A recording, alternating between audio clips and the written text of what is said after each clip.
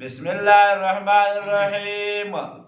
تبت یدا ابي لهب، هلاک شو دواړه لاسونه د ابي لهب. وتب، او هلاک شول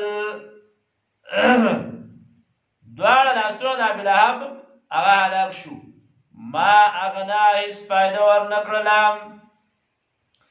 دته مالو د مال د وما کسب، او هغه څه چې د ګټلي دي، څه چې ګټلي دي هغه له هیڅ چې دی نو هغه په هیڅ فایده ورنه کړه. او علما وایي چې د نوم عبدالعزا بن عبدالمطلب و، ځکه د نبي اسلام ترو خو وایي داسې سور سپین و، د ډېرې د مخ د سروال د وجې نه به ته یعنې ابي لهب وي چې داسې سور دی لکه دا اور لمبه چې ده، ډېر ښه ښکلي شکل واله.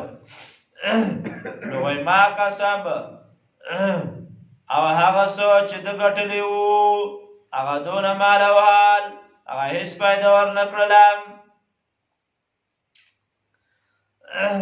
سیصلی نارا، زر ده چې دا به دننه شي ورته، زر ده چې دا به دننه شي ورته. ذات لهب، خاوند د لمبو والا، هغه اور چې هغه د لمبو والا دی. وامرأته، او ښځه د حمالة الحطب، راوچتونکې وه د خشاکو، پورته کوونکې وه د خشاکو. یو خو دا چې دې کې د هغې دپاره قباحت دی. ته ګوره اوس بېغیرته سړی و چې ټول کارونه په دې ښځه باندې کول، دونه مالدار ته وګوره او په ښځه باندې د غره لرګي راوړه. هلکه ته یې ولې نه راوړې؟ نوکران ونیسه که نه، خو دا د شومتوب او بخیلتوب و. وامرأته، او ښځه د حمالة الحطب، دا راپورته کوونکې وه د خشاکو. فی جیدها، په سر دا کې حبل، رسی ده، من مسد، د پوستکو د کجورو. رسی دې غاړې ته راوغورځېده او ایسته چې دی همالته مرداره شوه، او د چې کوم تمنایات و هغه لاړه تباه او هلاک شو.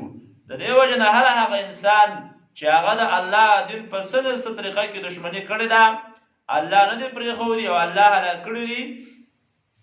نو د دې موجوده مسلمان چې کله د الله کتاب واوري، دا واقعات واوري، علما وایي موږ استاد وي، موږ چې به کله دا اخري صورتونه ویل، وایي زموږ استاد به همیشه جړل په دې صورتونو کې چې دغسې حالات هم تېر شوي دي. نو الله زموږ په حال باندې رحم وکړي.